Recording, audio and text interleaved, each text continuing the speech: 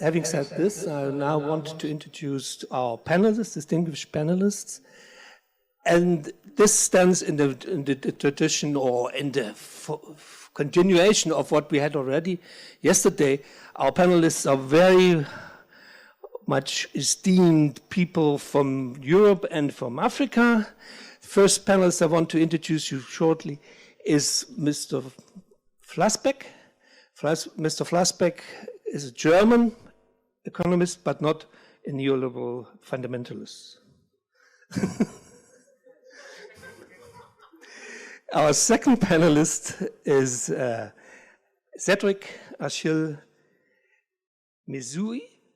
He is also an economist, but is a specialist in financial economics, and will be our second speaker.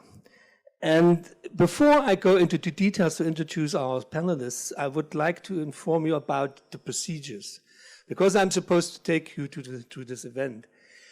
We actually tried to do it a little bit different from what we know from yesterday. We will have a first speaker. This is Mr. Flassbeck, who will present for almost about half an hour, and then we will have a discussion afterwards. This will be limited, it depends, to 15 minutes or so. And then we will have our second presenter, and after his presentation there will also be a certain, it depends what is left in our time scheme, and he will also then have the chance to get his presentation discussed. And if there is still remaining some time, then we will also have a more general debate. So this is what the schedule is all about. So now let me introduce our first speaker in more detail. Mr. Professor Flassbeck, as I said, is a German intellectual, and has acquired through his professional career a lot of credentials. He started as a researcher and analyst, and the first peak of his career came when he eventually entered the Ministry of Finance under the first social democratic greenish government in Germany. You know, this government is related to the names of Schröder, the Chancellor Schröder, and Joschka Fischer, the Foreign Minister of Foreign Affairs. So, but he served under the Minister of Finance at that time, Oscar Lafontaine. And when Lafontaine, after 2 years or so, got into trouble or has some very deep, far-reaching differences with the overall politics of the government, he left his position, and Mr. Flassbeck had to leave as well. But this was not really tackling him down, because he then he made it straight to the next higher-ranking position. He became the chief economist of the United Nations Conference on Trade and Development. And in this position, in this capacity, he served as the person, or the author-in-chief, the person responsible for the flagship publication of UNCTAD, the annual Trade and Development Report. So he is now also retired from this position, and is back in Germany, or back in the international debate, and has become a very highly esteemed and honored economist in almost all places of the world, but except of his home country in Germany. Why is this so? Because Germany is a stronghold of neoliberal fundamentalists, neoclassical fundamentalists in the economic profession. And almost all chairs in the universities and the economic departments of the universities are occupied by these kind of fundamentalists. And also the big top positions of the think tanks, of the economic think tanks, are stuffed by these kind of people. So that is why, obviously, he decided to siege them, and he founded an online journal together with Paul Steinhardt that is actually aiming on breaking the neoclassical dominance in German economic politics and economic academia or teaching. So that is they are sending out each and every, on an hourly basis, new articles and try to influence the general public to break this monopoly. Unfortunately, because the whole, let's say, journal, which is called Macroscope, is aiming at changing the dispensation in Germany, it all is in German. That's the bad news I have to convey to you. So this time, he is not speaking German, he is, he is taking the floor in English. So, and after half an hour's time, I will probably stop you if this is necessary, because we are, as I said at the very beginning, in a tight time schedule. So you have the floor. Yeah, thank you very much. This is a big problem for me because I looked at the program when I came here and I saw 2 people, 2 hours, so 1 person, 1 hour. I have to cut down dramatically on what I wanted to say.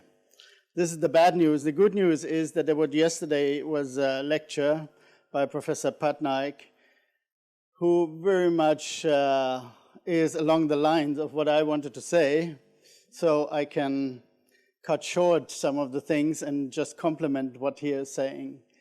But in general, I think he had the right approach. If you missed his speech yesterday, it's a pity, because you will not fully understand what I'm saying, maybe. He had the right approach, namely to say, well, if you don't understand what happens in the world, you will not understand what happens in the developed world. So you need a full picture of the confusion and the inconsistencies and the contradictions in the world, in the whole world, including the industrial world, if you really want to understand where is the room of maneuver, where is the place to act for developing countries. You know, there's the famous saying I think it comes from the Americans, must come from the Americans, do as we say, but don't do as we do. What their recommendation to developing countries. Do as we say, but don't do as we do. So the smart people in developing countries believe, if we do as they do, we maybe doing things better than as if we do what they say, what they tell us to do.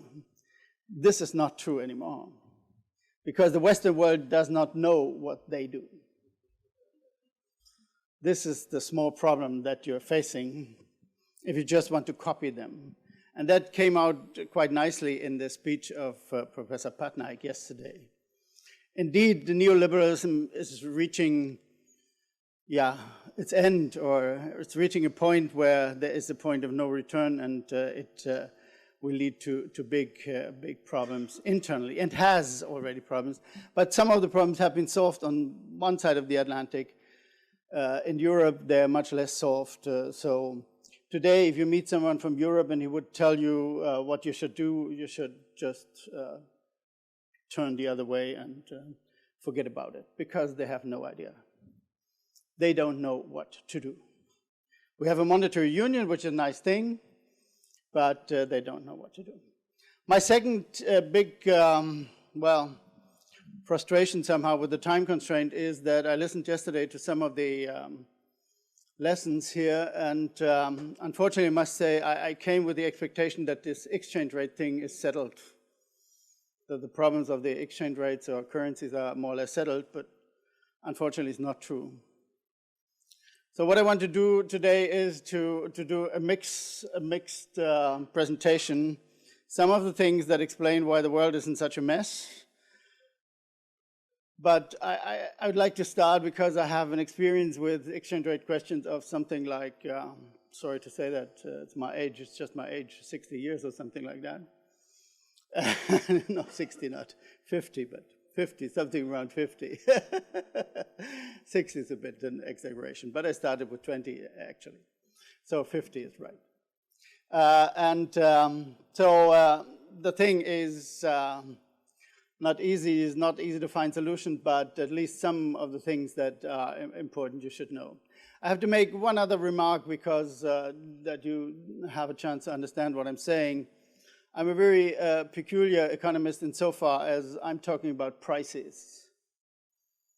You know, most of the economists never talk about prices, because they consider prices to be right.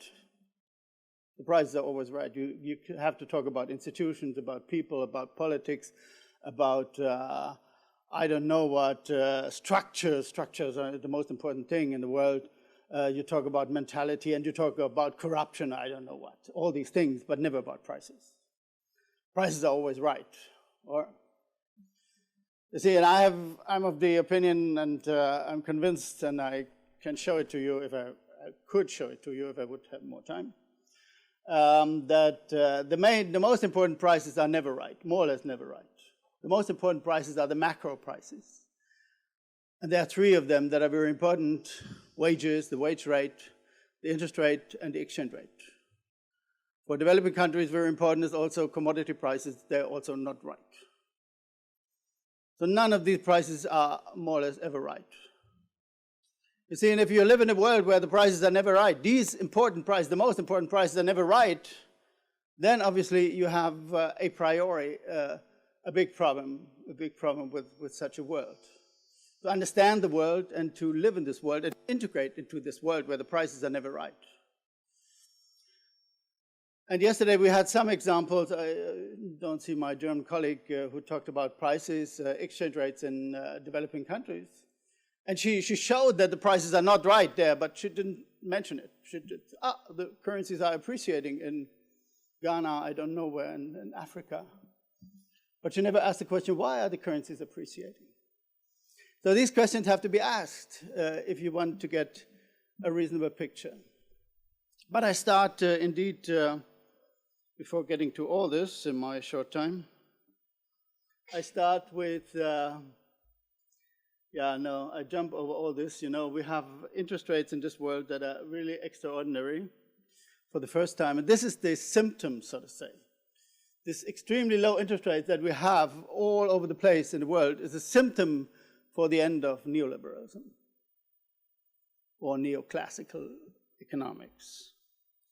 But I want to jump over all this and show you one chart that shows quite nicely what has happened over a very long time. This starts in 1951. And this comes very close to what Professor Patnaik said yesterday. You see, you have here the interest rate. It's all nominal interest rate and nominal growth rate. And you can easily see why the interest rates are wrong for a very long time, and when they were right and when they were wrong. I still have stolen this chart from Olivier Blanchard, but he has used it for different purposes and has never understood what is behind it. So I have the free to use it for my purpose. You see, if you look carefully, you see that this chart has three phases, three really distinctive phases. The first phase runs from the beginning of the 50s to the 80s, beginning of the 80s, where the growth rate is always higher than the interest rate. That was the time when the interest rate was right. The reason for that, well, I cannot explain it, but I will mention what could be the reason. And then you have 30 years where the interest rate is wrong. And the interest rate is always higher than the growth rate. You see, from the 80s to 2007 to the big financial crisis. Now it has turned around back. Interest rate is lower than the growth rate, but it's too late. Now it's too late. Now we have reached a deflationary phase in the world economy where this doesn't help anymore.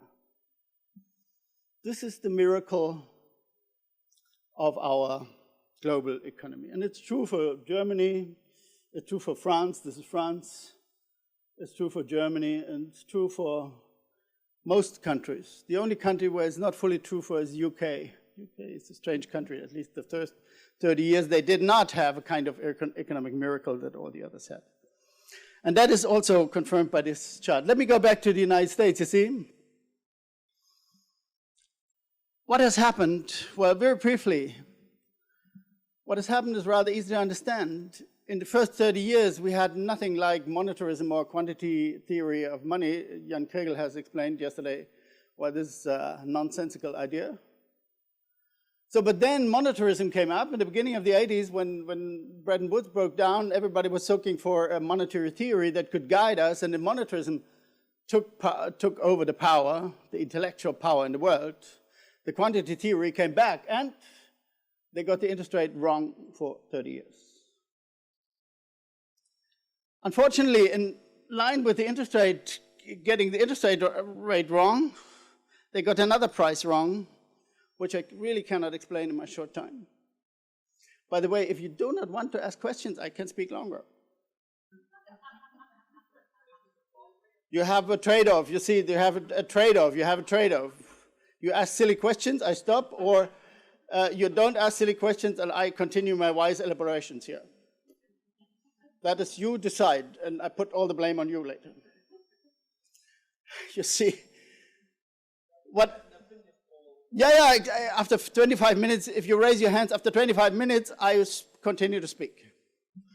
So what happened in the world, unfortunately, was the second price that was destroyed by neoliberalism or monetarism.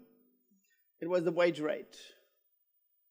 You see, because the most silly thing I cannot explain is the idea of a labor market in macroeconomic terms. This is the most stupid idea of all ideas. Look at Greece. Yesterday, someone mentioned Greece. Why did Greece collapse? Not because of fiscal policy or so, it's nonsense. The main reason why Greece collapsed was because they cut wages by 30%. The creditors, the IMF, the European Commission, and the ECB, they put pressure on Greece to cut wages by 30%, and they did it. And what happened? They have full employment, or no, they have huge mass unemployment. Why? Because the labor market never works like a potato market. It's not a potato market. Because, and that is what Professor Patnaik also mentioned, people have to buy the products, unfortunately. The people have to buy the products that they are producing in combination with capital, with machines. And if you don't give the people the means to buy the products, then you get unemployment. So unemployment is normally the reason of wages being too low, not too high. This is very important to understand. I cannot go into that, but this is one of the most crucial things to be learned in developing countries as well, because in developing countries, there are hardly any countries where they have learned this lesson that wages have to rise in line with productivity all the time. And then the danger of, Jan Kregel mentioned it,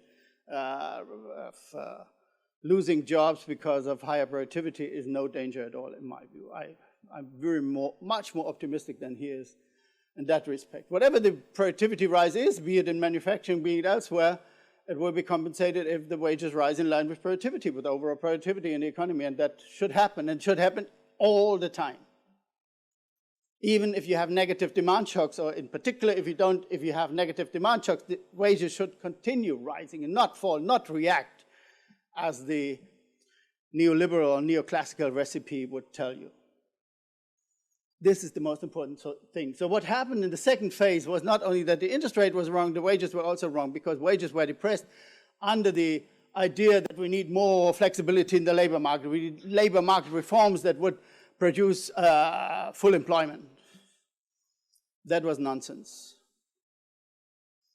So what happened in the world under this regime, under the second regime, it was really bad. And now we're in a situation where the wages are depressed and where interest rates are zero, so interest rates are wrong, although they are very low. They cannot go deeper, they should go deeper. So what happens, very briefly, if you look in the United States, I put another chart into the same chart that we just have seen, namely that's public debt. And you see what is interesting over the period where we had the Bretton Woods regime up to the beginning of the 80s, public debt was very low. Why was public debt low? Yeah, because the interest rate was right. It's very easy to understand. And because the relationship of interest rate and growth rate was right, who was the debtor in the economy? The companies. The company sector was the debtor. And as Mr. Patnaik yesterday said, if you have savings, you always need a debtor, huh? Because savings are not the solution, savings are the problem. Very important to understand for developing countries as well, because I attended conferences here in Northern Africa where 3/4 of the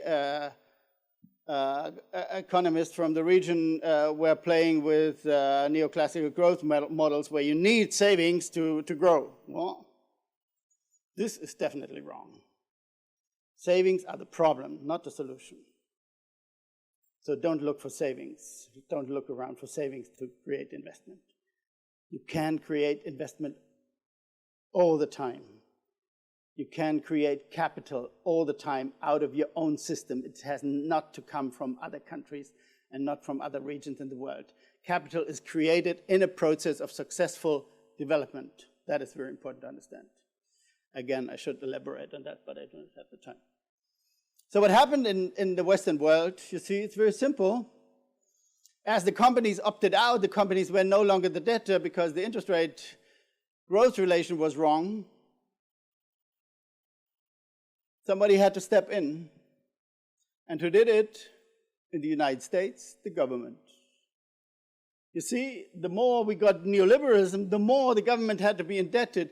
And now the government is the main debtor. Look at the United States. They have $1 billion debt every year in addition to the debt that is already there. They are close to 100%. So it's a disaster in terms of everything that we know from famous economists like Rogoff or so. But it's the only solution because the company sector is no longer the debtor. And you have to look at both sectors. Oh, sorry, let me show you one thing. See, this is just for fun. There's a wonderful correlation between the US unemployment rate and the US government deficit. Huh? So in the US, it's not flexible wages, super flexible wages that would bring back full employment. No, it's the government. It's the government debt. Government debt is, under Trump, it's even not going down with full employment, with something close to full employment. The same is true for Japan. The only country where it's not true, you see, is my wonderful country, Germany. Germany has reduced its unemployment, but no government debt. How did the Germans do that?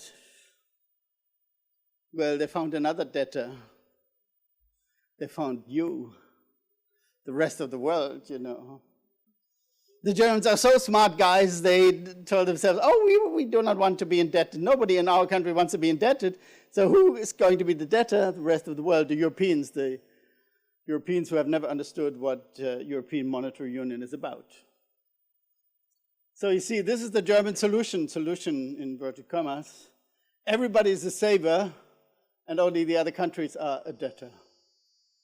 But you see, these are the financial balances of the traditional sectors. This chart you should have for all countries in the world. For developing countries, it normally does not exist at all, but it's the most important chart that you can have. Yesterday, someone talked to the IMF guy. Is he here? No. He talked about fiscal policy. You cannot talk reasonably, just a remark, about fiscal policy without talking about what happens in the rest of the economy. That's nonsense. So you always have to put it in the context of these four fiscal balances. These obviously have to add up to zero, because whereas a saver, there must be a debtor. But only if you have this full picture, you understand what is going on. And now look at the United States. Unfortunately, they don't have the rest of the world as a saver. So who's the saver in the United States? The debtor in the United States, the government. The companies for 20 years are now savers, as well as in Germany. You see in Germany also, since the beginning of the century, the companies are on the wrong side. So the market economy does not exist anymore, to say it very clearly. The traditional market economy does not exist anymore in this picture. Because if you have companies on the saving side, there is nothing of the old solution that we have discussed 200 years in all kinds of economic theories, namely that there is a transformation of savings into investment done by companies. That is a story of the past. It's a story of, I don't know, look at I have it somewhere, I think, in the 60s in Germany.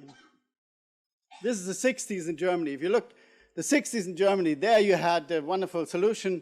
The government and the foreign countries were in the middle, no debt. The private households were net savers, and the companies were the net debtors. That does not exist anymore anywhere. Japan was the first country where it began, namely after the financial crisis of the end of the 80s, the companies became net saver, and now it's true for more or less all of the countries. My friend Richard Koo is traveling around the world and preaching that, but it seems very hard to understand. But this is a very crucial thing, to understand that you need the government. And you see, if you look at Europe, Europe failed dramatically in terms of unemployment, whereas other countries got it right because of the government, namely Japan and the United States. So it's not true that there is no solution, but the solution is a government solution. That is clearly a contradiction with neoliberalism. Neoliberalism now needs the government to be permanently the debtor and investor, or at least the spender of last resort. So, at this point I stopped this. It was rather quick, because I want to come to the third price. We have settled now. Interest rates were wrong long times. The wage rate is still wrong in many countries because of the weakness of unions and so on. This is the result of neoliberalism. What about the exchange rate? Well, about the exchange rate, it's a difficult story, but it's most of the time also wrong. I go a little bit back into the history. So what happened in the developing countries, especially since the beginning of the 90s? Well, in the beginning of the 90s was a turning point, because some developing countries decided now to stop the kind of experiment that they had been having in the first 20 years after Bretton Woods with flexible exchange rates. At that point, some countries like Argentina and Brazil decided to go for kind of what was called the anchoring approach. And it was recommended by the IMF, not to forget. The IMF at that time had the glorious idea of saying, well, what we need is the corner solutions. The corner solutions are right. You either go for fully flexible or you go for fully fixed. So some went for fully fixed, anchored their currencies, and it was a disaster. Argentina and Brazil, I do not have to mention that it was a disaster. Why was it a disaster? Well, if you anchor to bring your inflation down to the inflation level of the anchor country, which was the United States in both cases, you earn absolutely unavoidably, you earn overvaluation. At the end, you're overvalued, you have a huge current account deficit, and then something has to happen. The thing has to explode. The thing has to go down. That could have been managed. It could have been managed, but it was at that time impossible to manage. I give you an anecdote, which is telling more than anything else, maybe. During the Brazilian crisis, there was many discussions under G7 deputy finance ministers. And on one day, we had a telephone conference, Larry Summers, the famous one, and Mario Draghi, also very famous, much more famous than me.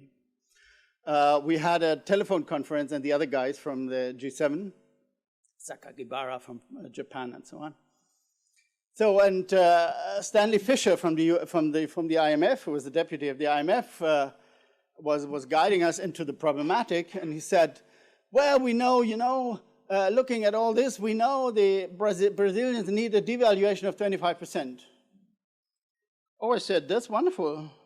Why don't we have a devaluation of 25%? Yeah, but we have to flexibilize the exchange rate. We have to leave it to the market. I said, why should we leave it to the market?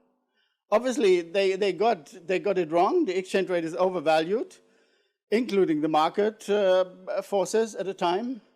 Why shouldn't we not then issue a line? The G7 deputy finance ministers could issue one line to the press saying, well, we believe that 25% devaluation of the Brazilian real is enough.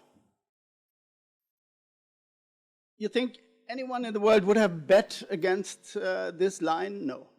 No smart guy on the capital market would ever have tried to go below 25%. And if some would have tried, others would have countered that by speculating on an appreciation. So this situation was very simple.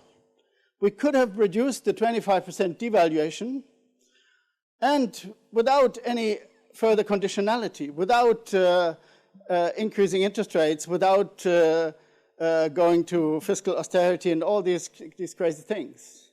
No, but it was impossible. I could hear over the phone how Larry Summers dropped from his chair. He fell from his chair. And then he shouted at me and said, oh no, we have to leave it to the market. The market, only the market can find the right rate. I said, how can the market find the right rate? They don't know what we know. We know much more than the market. No. It was against the dogma, so I was clearly, they refused to even talk about it. The end was indeed that Brazil got into a deep, deep crisis, and in Argentina was similar. They got into deep crisis because nobody knew the market is overshooting downwards all the time. like hell. And so they needed 25. Argentina may have needed 35% depreciation, but not 85 or what they got at the end. So to stop this overshooting downwards then, the countries have to do very crazy things that kill the economy at the second time. This is just an example why anchoring is so difficult in this world. It could have been a success story, but only under very different circumstances.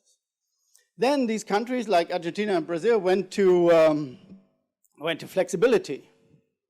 So was flexibility then the right thing, the other corner? The answer is very clear, no. Why wasn't it the right way to deal with things? Well, because flexibility led to something, a very simple phenomenon that economists do not like to mention. It's called speculation. And the speculation with currency is called carry trade. Also a very simple phenomenon. All these things are very primitive. These people are not so smart guys everywhere in the Wall Street, but they do very primitive things. They carry money from a country with very low interest rates to a country with higher interest rates. That's all what they do. And if enough of these people do that, what happens? Well, the currency of the receiving country is appreciated. But this is not even overshooting, this is nonsense, because this is exactly the opposite what the country needs. Because why are the interest rates higher? Brazil is the classical case. Why have been the interest rates higher in Brazil than in Japan, for example? Well, because the inflation rate was higher. But if you have a higher inflation rate, you need a depreciation and not an appreciation. So you get an appreciation, although you need a depreciation. That is not overshooting, that is nonsense. That's plain nonsense. It's just the opposite of what is needed. But by the way, all the economists in the world, they should realize it, somehow. If you look at what happens in the world, you should look at it. But they don't. They look to the other side. They look systematically to the other side. Nobody wants to take that into account and to find conclusions from that. And you know, at one day, the Brazilian, you look at the watch here, I know. You still have the chance to raise your hand. I'm preparing for the referendum. Yeah, okay. So, maybe it's a good opportunity. At a certain point. No, it's a good opportunity.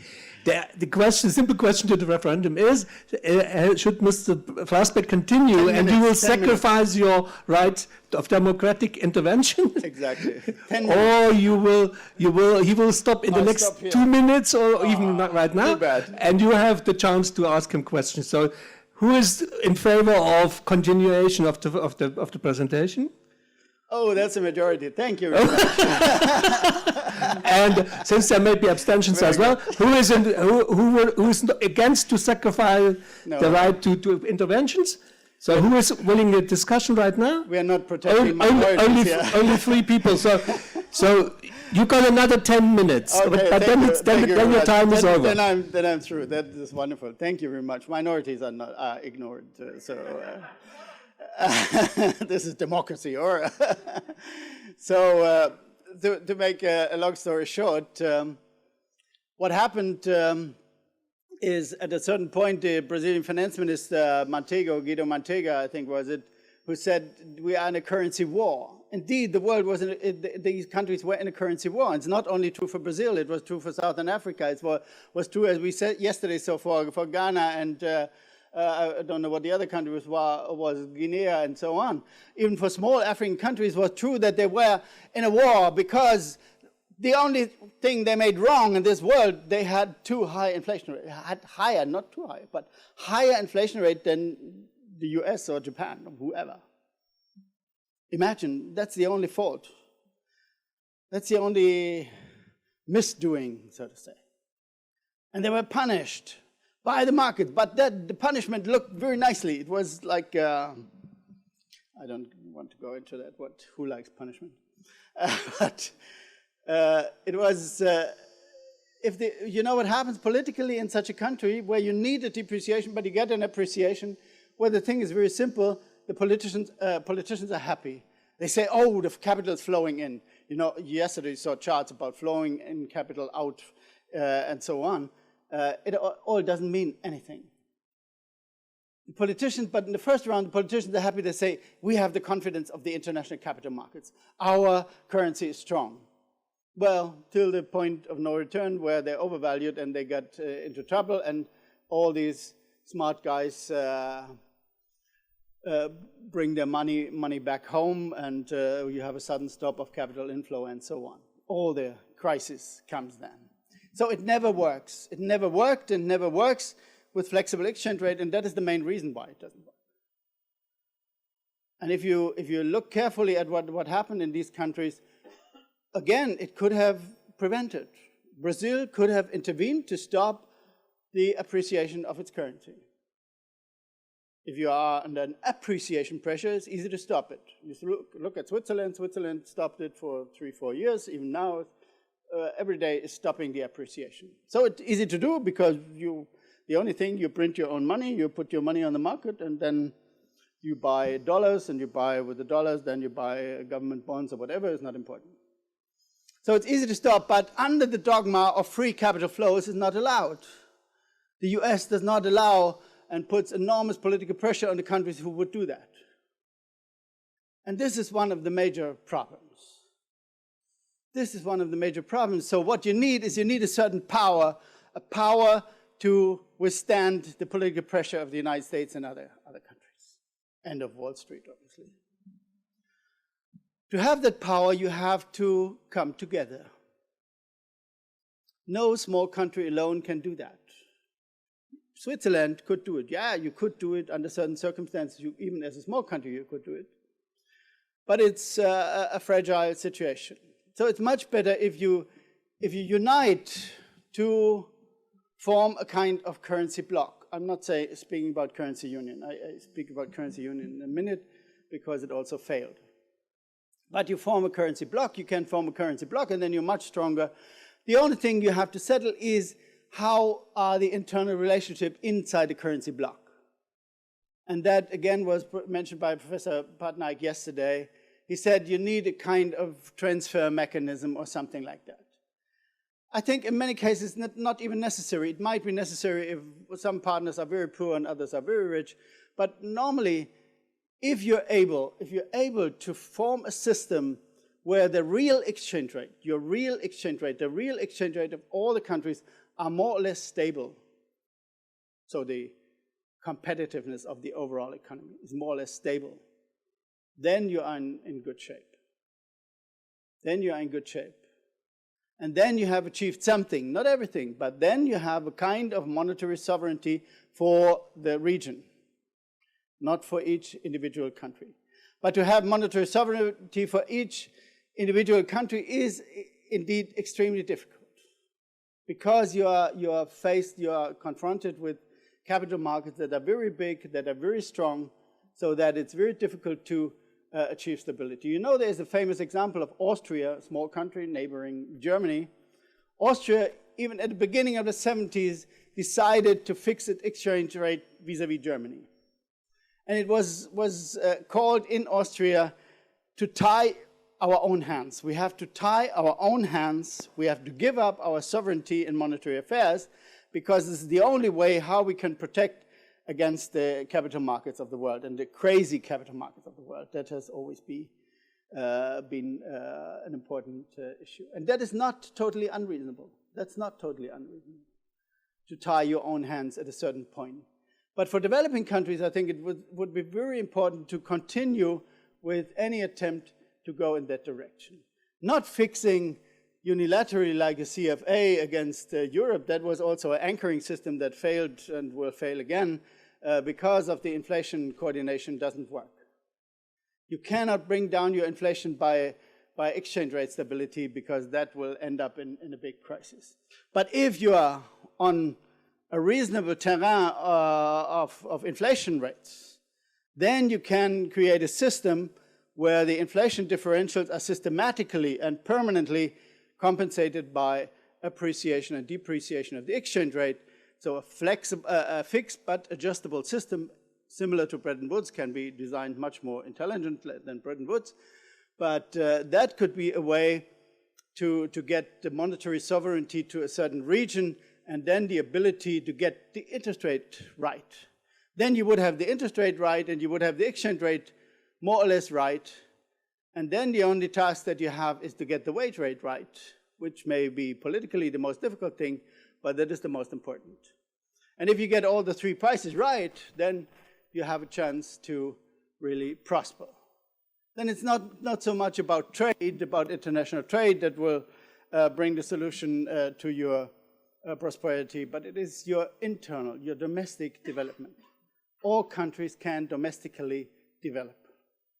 If they're not stupid and do not believe that they need savings, they can create a process where with money out of nothing, you can create a process that leads to a reasonable development. And this can be, well, in one way or the other, protected by a currency block. So why did, my last sentence, why did it fail in many countries? I tried to, well, we have looked at CFA carefully, and we have at UNCTAD, and we have been doing a study about Latin America. So why did it fail? In Latin America, for example, Rafael Correa with his dollarized Ecuador was desperately seeking a solution in a kind of monetary block to get rid of the dollarization. But it failed because of politically short-sightedness, because nobody really wanted to engage in such a discussion. Nobody really wanted to engage in the question, how much do I have to give up of my non-existent, so to say, sovereignty?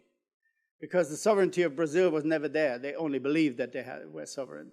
The Argentinians will still, again, have to learn the lesson that they're not sovereign. So nobody is sovereign in this world as long as you trade with other countries. Trade is the gateway, so to say, into where the influence from other countries comes. So if you want to control that, then you need a system of exchange rates that gives you a chance to avoid that you have absolute disadvantages. Some countries are fighting always for absolute advantages, like my own country, Germany. Germany has done that inside the monetary union.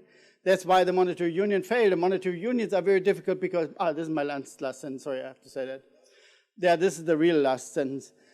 My monetary union, the European monetary union failed not because it was a union of poor and richer countries. That was not the main reason. The main reason was that the richest country and the biggest country misused the union for its own beggar-than-neighbor policy, for wage dumping and kind of mercantilism that is really, really absurd. So the problem of monetary union in particular, beyond that, is how to design it. You need a common understanding of macroeconomics. You need a common understanding of monetary affairs to create a reasonable zone. That was never the case in Europe, and that's why this is not an example. So look for the middle ground, not for the extremes, but for the middle ground, and you will find a solution. Thank you very much.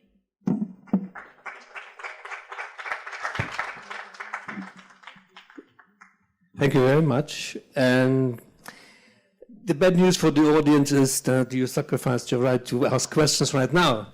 But if our next speaker sticks to his promises, and then we will have enough time also to come back to the presentation of Mr. Flassbeck, and then that's why I ask you to hold your breath for a while.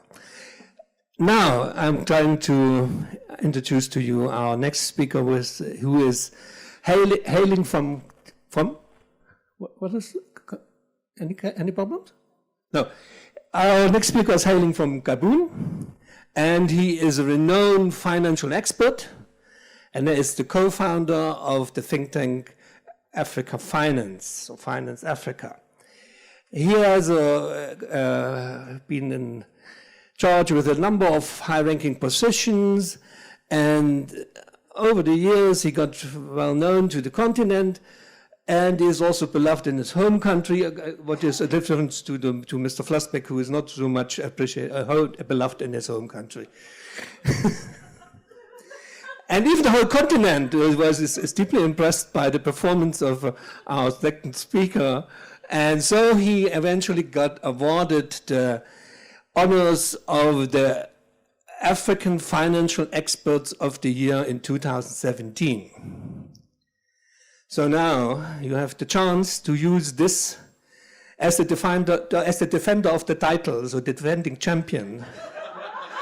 You have the chance to do it first, strengthen your position, but you may be aware that the challenger is already amongst the people here. So maybe the next champion of finance in Africa, the next African finance expert of the year comes from the audience. So, but you have the chance to defend your title. Please take the floor.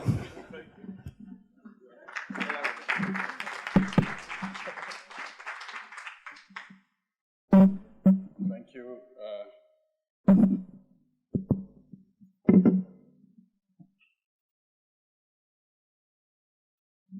Okay, merci. Lorsque j'ai été invité, je me suis dit, pourquoi on m'invite ici? Sur le document, je vois des docteurs, professeurs, je regarde des CV, je dis, c'est pas le même niveau. Donc, je pense pas que ma place était ici. Hein. Et je me suis dit, peut-être parce que j'ai vécu à Tunis pendant 6 ans, et que, bon, voilà, on veut me ramener un peu à Tunis. Je me suis dit, ok, je vais revenir. Voilà.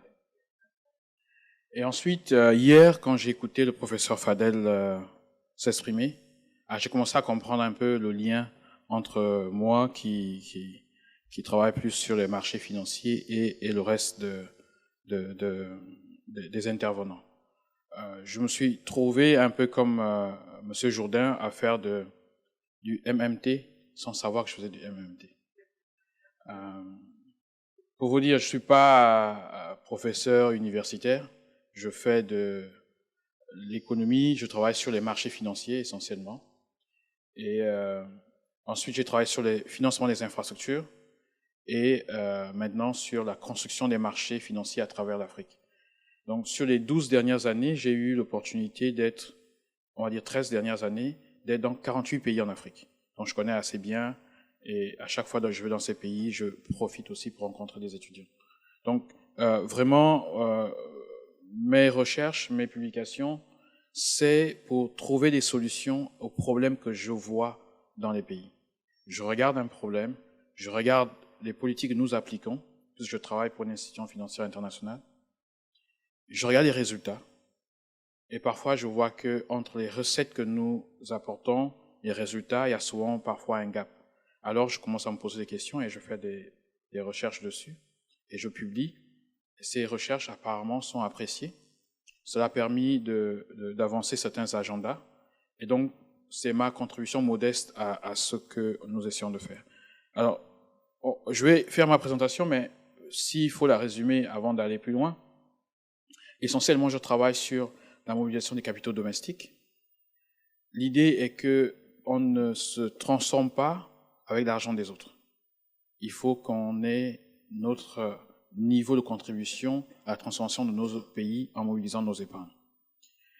Ensuite, la question de l'industrialisation, c'est pas parce que je suis industriel ou j'aime l'industrialisation, c'est parce que c'est l'industrialisation qui permet de créer des emplois pour des personnes non qualifiées et des personnes qualifiées. Et c'est cela qui a plus d'impact sur l'amélioration des vies des gens. Donc, en gros, le bottom line pour moi, c'est quelles sont les solutions pour améliorer la vie des gens en fonction des pays. Et cela a motivé la plupart de mes interventions. Alors, les vrais challenges. Je dis les vrais challenges parce qu'il y a des faux challenges. Malheureusement, nous passons beaucoup de temps, quand je dis nous, je parle des pays africains, sur des faux challenges. Nous y mettons de la ressource humaine, donc la compétence technique. Nous y mettons de la pensée, du temps, alors que nos problèmes sont ailleurs. L'indispensable industrialisation de l'Afrique et puis bien sûr l'activation des capitaux domestiques. Donc ce sont ces 3 points. Alors, la persistance des défis, croissance démographique, tout le monde en parle. J'étais la semaine dernière à Paris pour intervenir sur le financement des entreprises en Afrique. Et cette question démographique est revenue partout. Tout le monde a peur, on dirait qu'il y a une bombe quelque part et bientôt tout le monde va exploser, il faut faire attention. On parle de surpopulation. Alors, je mets un point d'interrogation parce que tout le monde semble penser qu'il y a une surpopulation en Afrique. Je vous montrerai qu'il n'y en a pas. Et donc, d'où le point d'interrogation. Les migrants, En Tunisie, vous êtes ici, vous voyez les migrants tous les jours. Je prendrai question en anglais. J'ai vu quelques personnes ont des écouteurs, mais c'est parce que hier, beaucoup de gens se plaignaient aussi, il y avait trop d'anglais. Donc il faut faire travailler le traducteur un peu. Voilà. Le chômage endémique, c'est une réalité. On est à Tunis, on est à travers l'Afrique, c'est un gros problème. La pauvreté, faible accès à l'eau, à l'électricité, à l'assainissement, c'est des réalités. Après 60 ans, 50 ans d'indépendance. Les conflits, les épidémies et tous les autres problèmes. Ce sont des défis qui existent et qui sont réels. Ensuite, on a l'autre narratif de l'Afrique, hein, vous voyez. C'est The Economist. Donc l'Afrique, hein, continent sans espoir jusqu'à Africa Rising. On a tous chanté It's time for Africa, Zamina Mina, tout ça, on était tous contents. C'était le temps d'Afrique, partout, il y avait des forums, c'était le temps d'Afrique, c'est le grand rêve. Voilà, on démarre, vous voyez, avec un cerf-volant qui court, c'est l'Afrique et tout ça. Pendant les années 90, on va dire les années 70, 80, on avait ce continent sans espoir jusqu'à peu près aux années 90 avec, bien sûr, les chocs pétroliers, la crise de la dette, tous les problèmes d'ajustement structurel et puis, bien sûr, les guerres à travers le continent. Ensuite, on est passé à une période d'euphorie. Hein. Après la crise financière, on était au moment du boom des matières premières. Et à ce moment-là, même nous qui faisons un peu d'intervention dans les États, c'était compliqué parce que à chaque fois vous amenez une recette réforme, et puis vous dites, ah non, non, non, nous sommes souverains. Nous sommes souverains. Il faut faire attention, on ne va pas écouter ce que vous êtes en train de dire. Nous avons notre avenir en main, on sait ce qu'on va faire. Mais on savait qu'après le Africa Rising, on va se retrouver aujourd'hui dans les programmes de l'AMF. Et si vous regardez, à chaque fois, c'est toujours le même cycle. On fait une période d'euphorie, on est content, on fait des réformes, ou on fait semblant de faire des réformes, et puis on retrouve dans la même période AMF, dette, etc., etc. Donc la question derrière, c'est de savoir comment on fait pour changer ce narratif-là. Alors, maintenir l'essor démographique, je ne dis pas de stopper, je dis de maintenir l'essor démographique, donc de continuer à augmenter la population. Et encore un titre intéressant de The Economist, 1.2 billion opportunity. Ça, c'est très important, le titre. C'est-à-dire que l'être humain n'est pas vu comme une variable d'ajustement. C'est une capacité d'opportunité, d'innovation et de richesse. Et ça, c'est très en phase avec la conception africaine de l'être humain. C'est pas une variable d'ajustement. L'être humain, c'est une mine d'opportunité. Et c'est cela que ce titre évoque. Regardons un peu au niveau de la population. Nous sommes à 1,2 milliard d'habitants, 1,2 billion. Vous savez combien de la population africaine était dans les années 50? 300 millions d'habitants. 300 millions d'habitants. Lorsqu'on fait des calculs statistiques encore, projection jusqu'au 19e, on dit 100 millions. Ce n'est pas une enquête, c'est juste une construction statistique. Supposons que ce soit vrai. Mais 100 millions, pour le continent africain, c'est vraiment très petit. Donc prenons ce qui est connu, premier rapport des Nations Unies, 1951, on parle d'à peu près 300 millions d'habitants sur l'Afrique. Passer de 300 millions à 1,2, c'est une richesse incroyable. Lorsqu'on connaît les guerres, je vous ai montré Africa, Hopeless Continent, avec les guerres, les épidémies, etc., c'est vraiment la force de la résilience des populations africaines pendant cette période-là. Nous étions, au niveau d'Afrique, 10% de la population infantile dans le monde dans les années 50. Aujourd'hui, nous sommes à peu près 25% de la population infantile dans le monde. Et nous allons passer à 40% autour de 2050. Ça veut dire qu'un être humain sur deux, un enfant sur deux, en 2050 sera africain. Donc c'est déjà montré qu'il y a une résilience, il y a tout un changement qui est en train de s'opérer, et il faut admirer cela. Parce que cette évolution est porteuse de croissance, vu qu'elle augmente le nombre potentiel de travailleurs, de consommateurs, etc. Donc il faut regarder les aspects sur ce point-là. L'Afrique, c'est quoi la taille de l'Afrique? Tout le monde parle d'Afrique. C'est plus de 30 millions de kilomètres carrés. Donc on peut y mettre la Chine, les États-Unis, l'Inde, l'Europe, etc., etc., etc. C'est très grand l'Afrique. Mais qu'est-ce qu'on a l'habitude de voir? On a l'habitude de voir le Mercator, la carte du monde. On voit souvent ces projections du Mercator. Et le problème de la projection du Mercator, c'est que ça change au niveau des axes la perception. Donc l'Afrique paraît plus petite qu'elle l'est réellement. Donc lorsqu'on regarde la carte, on a parfois l'impression que la Russie et d'autres pays sont aussi grands ou même taille que certains grands pays africains, ce qui n'est pas le cas. La projection qui est bonne, qui est plus intéressante, c'est celle de Peters. Mais celle de Peters, beaucoup ne veulent pas l'afficher parce que c'est aussi une expression de puissance. Comment je présente mon pays au reste du monde, c'est une expression de puissance. Sinon, à côté, l'Inde paraît un peu grand et ça fait une sorte de sous-continent, alors qu'en fait, c'est très minuscule par rapport à l'Afrique. Donc l'Afrique, c'est très très grand. L'Afrique, c'est 60% des terres arabes disponibles dans le monde. Alors, si on a 1,2 million d'habitants, même si on passe à 4 millions d'habitants, et qu'on a plus de 30 millions de kilomètres carrés, et qu'on a 60% des terres arabes dans le monde, on a quel problème? On peut nourrir le continent. On n'a absolument aucun problème. Alors, lorsqu'on parle de surpopulation, le vrai terme qu'on doit chercher à regarder, c'est la densité. OK? Density, ça c'est le mot plus important. Donc dire il y a une explosion démographique en Afrique, c'est une chose. Surpopulation, non. Parce que ce qui est important de regarder, c'est la densité. Alors regardons la densité en Afrique, très faible. Regardez en Europe, très concentrée, densité très forte. Quelques pays comme un peu le Nigeria, un peu l'Égypte, un peu le Rwanda, quelques pays où on trouve un peu une forte densité sur le continent. Mais le reste des pays, complètement vides. Mon pays, le Gabon, c'est la moitié de la France en termes de superficie. Mais nous, vous savez combien nous sommes? 1,8 million d'habitants. La France a 60 millions d'habitants. 85% du Gabon, c'est la forêt. Il y a plus d'animaux que d'êtres humains. Donc, à quel problème qu'on a? Okay. Donc, en gros, pour dire que on peut continuer à discuter comme ça. Des autres pays, on peut prendre des exemples, ce sera pareil. Il y a un peu de désert ici et là, mais si vous regardez, on a quand même 60% des terres arabes, donc des terres où on peut cultiver. Et ça, c'est assez intéressant de regarder cela. Et ça, c'est ce qui est important.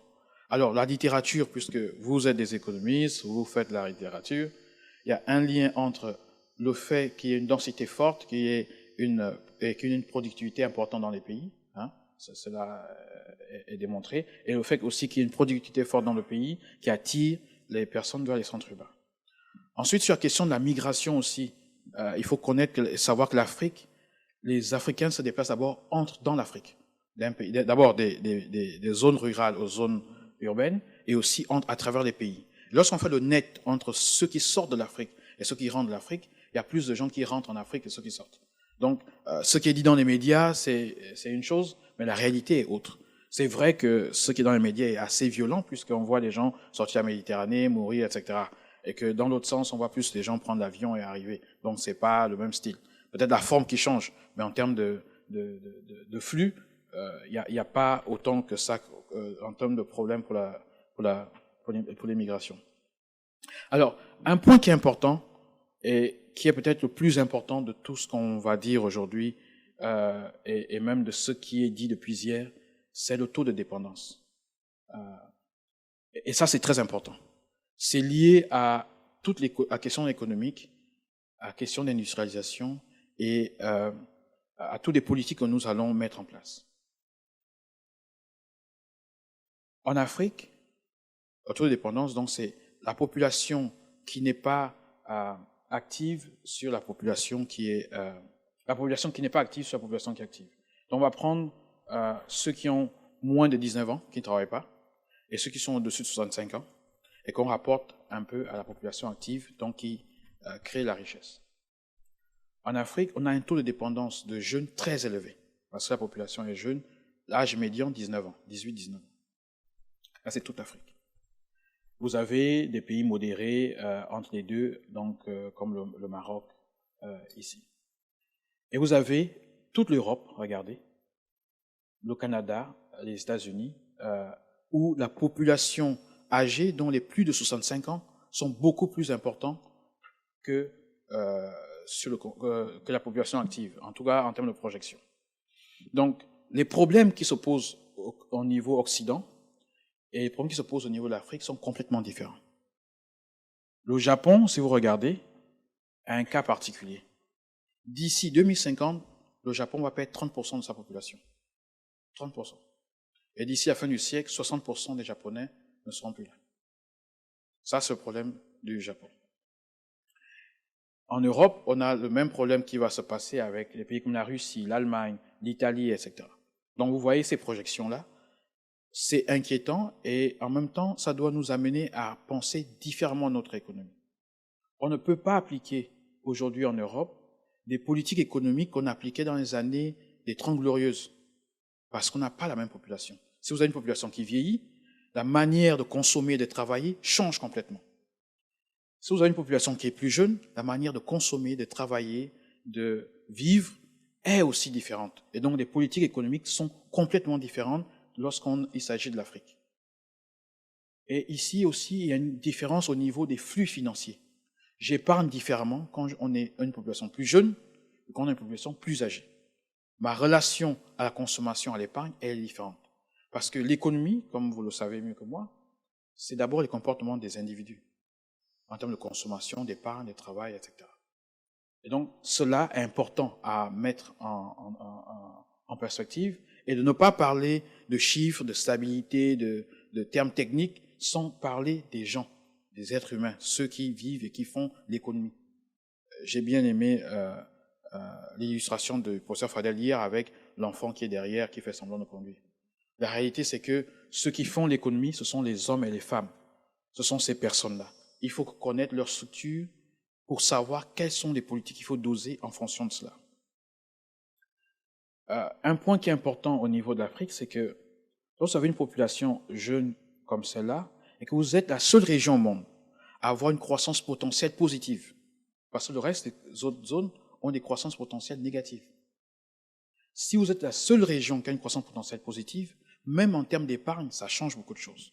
Ça veut dire que vous allez avoir des jeunes qui vont travailler et avoir la possibilité de cumuler de l'épargne sur une longue période, pendant qu'ailleurs, on sera en train de dépenser l'épargne qui a été accumulée. Donc cela est très très important. Donc gardez cela à l'esprit dans nos discussions.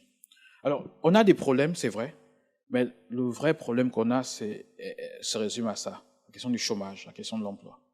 Comment on a cet atout-là d'avoir des jeunes, c'est bien, mais s'ils sont au chômage, ça peut être une bombe sociale. Et dans un de mes livres que je vous mettrai à la fin, il y a toutes ces recherches autour de la sécurité et de la population, et vous verrez que lorsqu'on a à peu près, si on regarde les recherches faites par des auteurs américains, une population de plus de 60% qui a moins de 30 ans, vous avez beaucoup de risques d'avoir une explosion sociale. C'est ce qu'on a vu en Tunisie, qu'on voit en Algérie et dans d'autres pays. Donc, le vrai problème, c'est de créer des emplois, de mettre des gens au travail, de les mettre en activité. C'est le vrai problème qu'on a. Et si on concentre nos énergies sur cette question-là, je reviens à mon point de départ, les vrais problèmes. Il faut se concentrer sur les vrais problèmes. Alors, j'ai regardé un peu tout ce qui a été fait depuis 300 ans dans tous ces pays-là. Pourquoi 300 ans? C'est parce que à chaque fois j'analyse les propositions qui sont faites à nos pays, on fait comme si aujourd'hui on doit appliquer des solutions que les pays occidentaux sont en train d'appliquer, alors que nous n'avons pas les mêmes problèmes. Il faut repartir au moment où ils avaient les mêmes problèmes que nous et regarder ce qui avait été fait et ensuite mettre dans le contexte actuel avec les nouvelles technologies, la science et les connaissances que nous avons aujourd'hui. Comme je vous ai dit, moi je ne suis pas professeur, je n'ai pas tout le background théorique que peuvent avoir mes collègues ici, mais c'est en étant sur le terrain pour discuter avec les gens. Je vais souvent dans les marchés. Quand je suis en mission, je vais au marché, je m'assois avec les commerçants, discuter avec eux, comprendre comment ils font leur business, comment ils font leur chiffre d'affaires, comment ils vivent, discuter avec des jeunes dans les casses où ils vendent des pièces détachées de voitures, comprendre comment ils discutent. Pour ça, c'est très simple, vous mettez une petite culotte, vous mettez une casquette, vous mettez un t-shirt un peu froissé, et vous prenez un petit coca, vous asseyez, vous commencez à discuter avec les gens, vous parlez du match, du Barça, de tout ça, et là, tout de suite, les gens s'ouvrent et puis commencent à discuter avec vous. Ça vous permet de savoir exactement comment ils vivent. Comment quelqu'un fait pour vivre avec 2 € par jour. Lorsque vous n'êtes pas dans ce niveau-là, vous ne pouvez pas comprendre. Et comment quelqu'un a 2 ou 3 € et il pense épargner. Comment c'est possible? Comment il fait pour planifier sa vie? Et ça, il faut aller rencontrer ces gens-là pour trouver des solutions à leurs problèmes. Donc, j'ai étudié un peu tous ces pays sur une longue période et cela m'a permis de tirer quelques leçons. Je vais parler de l'industrialisation de l'Afrique parce que c'est très important, mais je ne vais pas peut-être sortir tous les éléments de mes findings avec les discussions avec les gens sur le terrain. Alors, fait important, 2012, l'Union européenne parle d'un plan d'action pour réindustrialiser l'Europe. Voilà, avec des objectifs clairs. En 2014, for European Industrial Renaissance. Okay. Pendant ce temps, Donald Trump lui promet de créer des millions d'emplois dans le secteur manufacturier. Intéressant. En Afrique, pendant ce temps, on parle du plan d'action pour le développement industriel accéléré. La BAD parle d'industrialiser l'Afrique. L'UNECA a fait des travaux sur cette question, les rapports de l'ONUDI sur l'industrialisation. Donc, il y a un regain de cette question d'industrialisation. Alors, si on regarde un peu ce qui a été fait et dit dans le passé, je suis reparti chez Robert Walpole, qui est on peut dire, ancien Premier ministre britannique. Cher monsieur, je voudrais vous informer qu'il reste 10 minutes. 10 minutes? Ok, je vais aller très vite. Alors, Walpole, il soutient qu'il faut soutenir les produits manufacturiers et que l'importation de matières premières, ce n'est pas cela qui permet de transformer les États. On voit Adam Smith dans Richesse des Nations qui dit le contraire aux États-Unis. Il dit aux Américains, attention, si vous allez sur les produits manufacturés, c'est pas bien, il faut importer les matières premières. Assez bizarre. Alexander Hamilton, dans son rapport sur manufacture, parle un peu d'Adam Smith en ironisant, respectable patron of opinions, il est en train de parler d'Adam Smith, et il va sur, bien sûr, les manufactures et la protection des industries naissantes. Friedrich List, comme vous savez aussi, repart sur le même point et critique un peu en disant c'est une règle de prudence vulgaire lorsqu'on est parvenu au fait de la grandeur que de jeter l'échelle avec laquelle on l'a atteint. C'est vraiment très important ce point. À chaque fois, on lit libéraliser l'économie, le secteur privé, les PME, etc. Mais quand je regarde tous les pays que j'ai étudiés sur 300 ans, ils se sont passés de sous-développés à industrialiser avec la main visible de l'État. Pas la main de l'État, la main très visible de l'État. C'est-à-dire, c'est l'État qui a pris en prenant des mesures et qui a mené les pays à s'industrialiser. Mais tout ce qui est proposé, la plupart des documents, c'est surtout pas l'État. Le marché va faire. Mais qui s'est développé comme ça? Personne. Partons des États-Unis eux-mêmes. Partons de la Grande-Bretagne elle-même. Tous les pays se sont développés, industrialisés grâce à la main très visible de l'État. Donc c'est ça que je voulais montrer ici. Le Japon, cas très intéressant, avec la continuité du Kukutei, qui est idéologie nationale, le pays en avant. Et le Japon s'est construit autour de grandes compagnies, les Zembazou, les Soko Socha, qui est un conglomérat industriels et financiers autour, et derrière toute une chaîne de PME. La Corée avec les Chaebols, Taïwan, Singapour aussi. L'Éthiopie, un très bon cas qu'on a, un pays qui va être le premier hub en Afrique pour les manufactures et qui a mis en place un certain nombre de piliers, le développement du secteur manufacturier, le développement agricole. Et je suis allé justement en Éthiopie voir un peu ce qu'ils font avec 10 zones parcs industriels, avec un boom dans leur secteur financier. C'est très intéressant comme point. Juste pour revenir, faire un point sur tous ces pays-là, il y a une vision qui peut être philosophique, comme vous voulez, mais une vision. L'élaboration d'une stratégie d'industrialisation avec des implications sur le développement du capital humain et physique, la promotion d'une politique de substitution, le professeur Fadler en a parlé hier, la promotion des diversifications économiques, le développement d'une industrie lourde, des moyens, donc l'essor de champions, ces champions autour desquels on construit un ensemble d'acteurs, et la main visible de l'État. Je voudrais ajouter, hier, le professeur Fadler en parlait, en parlant de différentes phases, et on s'est dit, mais pourquoi nous, on n'a pas réussi, lorsque les autres avaient réussi en Asie à le faire? Parce que nous, pendant qu'on construisait tous ces modèles-là, on n'a pas construit un système financier domestique dynamique et on n'a pas fait assez d'infrastructures. Donc ce système financier, il est très important. Et si vous regardez tous ces pays-là, en même temps qu'ils s'industrialisaient, ils construisaient toutes ces politiques, ils construisaient aussi un système financier efficace. Donc c'est très important d'avoir un système financier efficace. Juste vous montrer quelques exemples qui sont aberrants pour l'Afrique, juste pour rigoler un peu. 60% des yaourts consommés en Afrique sont importés. Alors, la Tunisie, c'est un des rares pays où on trouve des yaourts faits dans le pays. Au reste des pays, on importe des yaourts. La Chine contrôle 90% des concentrés de tomates en Afrique. L'industrie de vêtements, c'est 31 milliards de dollars. Il y a plein d'exemples comme ça que j'ai dans mes publications. La question que je pose, c'est quelle technologie on a besoin pour faire des jus de fruits, des tomates concentrées, des yaourts, etc. C'est des choses qu'on consomme tous les jours, on dépense des milliards de dollars chaque année, donc on perd des devises, mais pourtant ça ne coûte rien de les faire. Donc, avant d'aller sur des technologies très très avancées, ces choses-là, il faut les régler assez vite. Mais ce n'est pas nouveau tout ce que je suis en train de dire.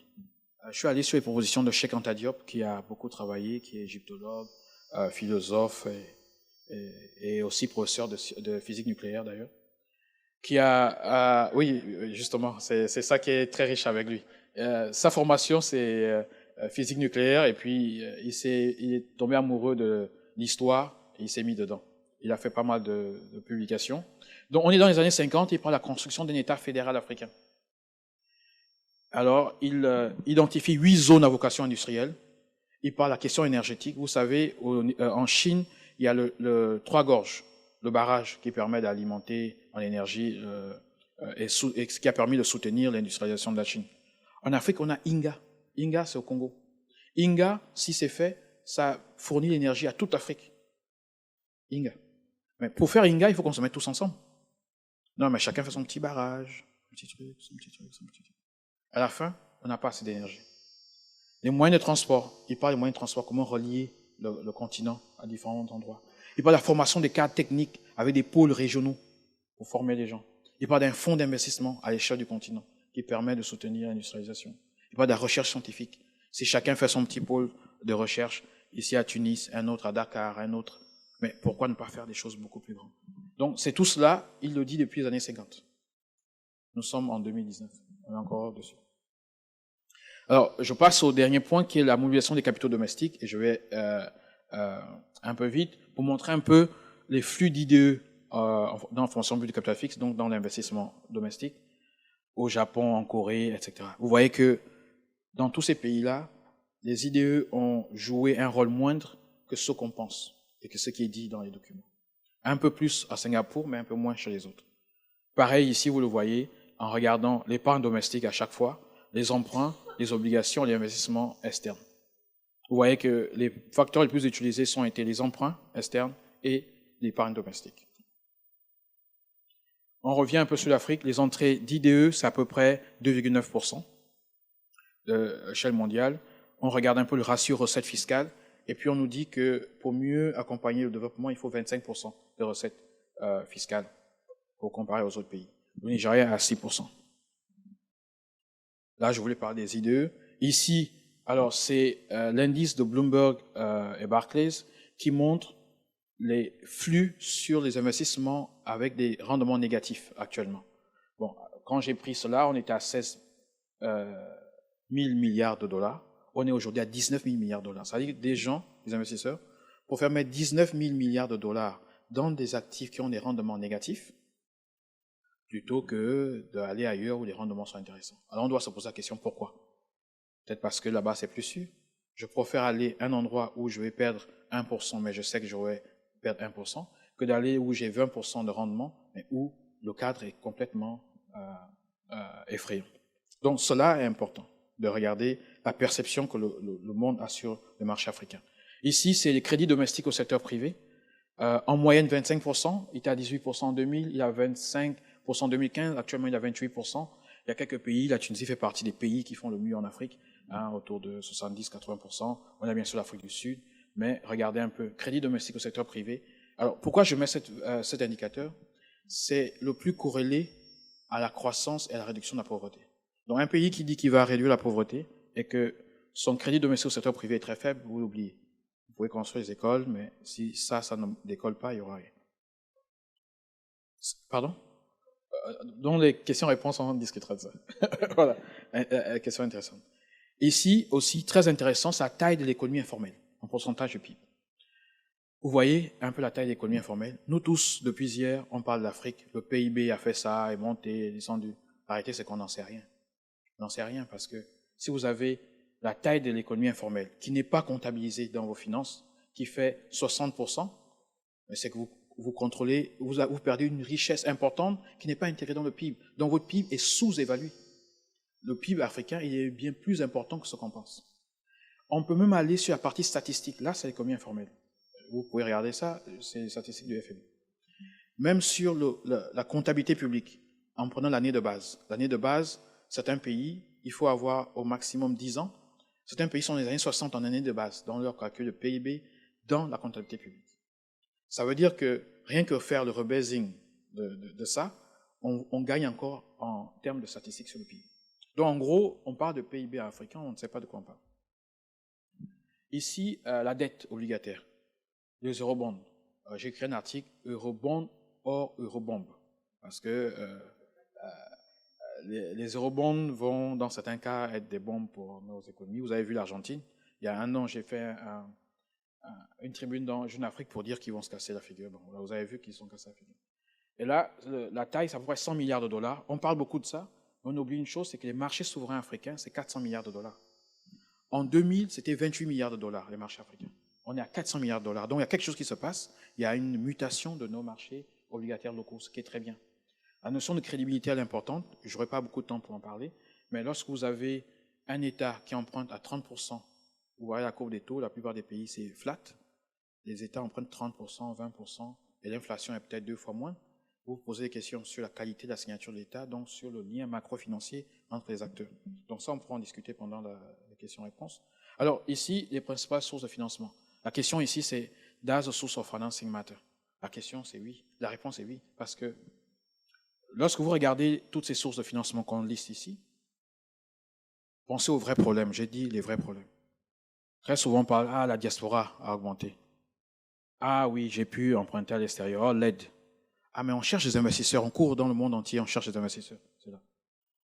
Mais les études, notamment d'Ikumana et bien d'autres, montrent que les variables les plus corrélées à la croissance, à la réduction de la pauvreté, c'est le crédit domestique au secteur privé et l'épargne domestique. Si vous avez ces deux-là, vous transformez votre pays. Donc, il faut passer du temps sur ces deux-là à courir sur les IDE.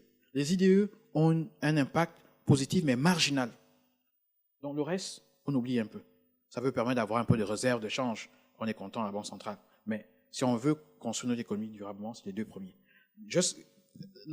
Almost done. OK.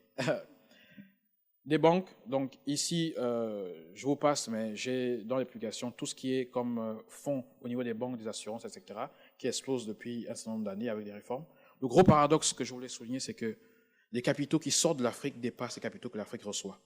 Et donc, l'Afrique est créancière nette.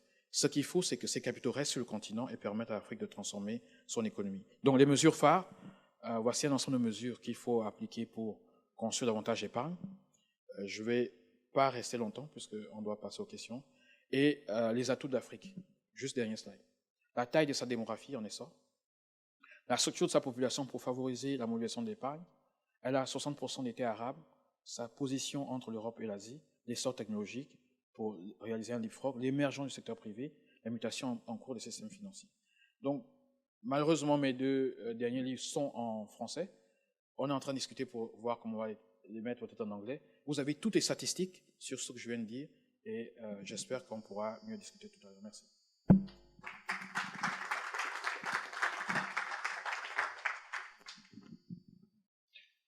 Bien, je vous remercie pour la présentation très intéressante. Mais pour la discussion, je voudrais proposer que les premières 4 questions sont, on va s'occuper avec la présentation de M. Mezui.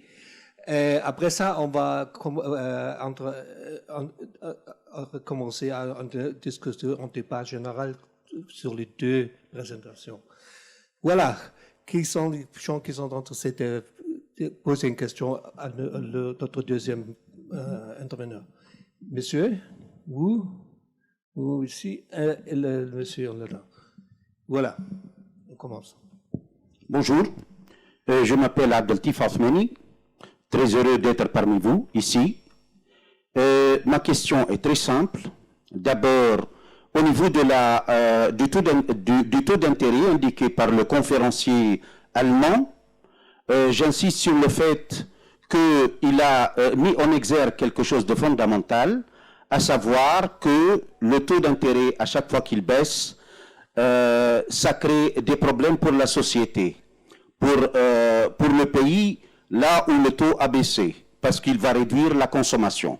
Mais ce n'est pas ce point qui m'intéresse. Ce qui m'intéresse, c'est un peu plus loin que ça.